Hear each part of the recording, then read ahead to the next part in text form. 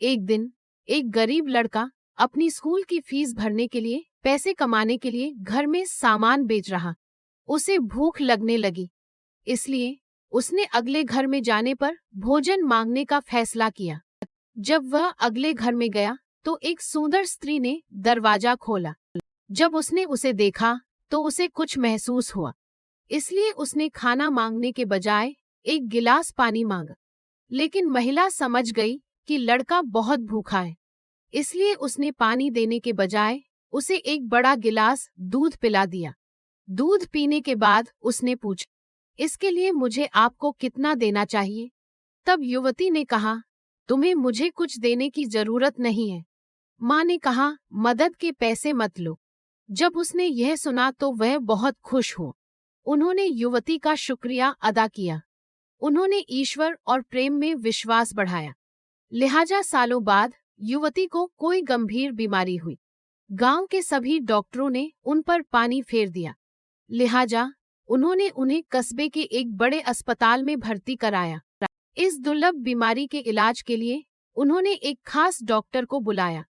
यह डॉक्टर वह छोटा लड़का था जिसकी उन्होंने उस दिन मदद की थी।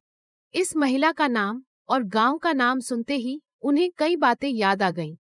वह महिला को देखने गया। जब उसने उसे देखा तो उसे एहसास हुआ कि उस दिन उसने उसकी मदद की थी।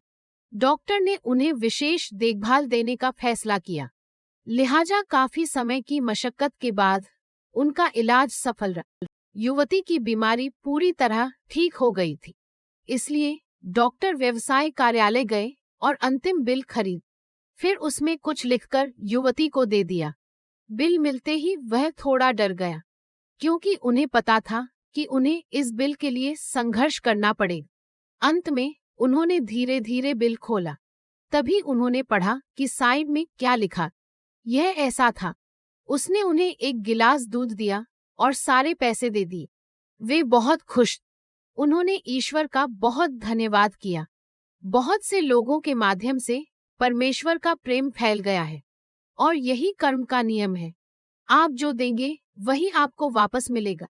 आपको इसे तुरंत प्राप्त करने की आवश्यकता नहीं।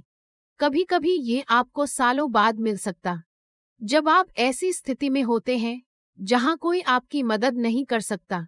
कर्म आपकी सहायता के लिए रहे, इसलिए दूसरों से प्रेम मदद कर, क्योंकि जल्दी या बाद में आप इसे वापस पा लेंगे।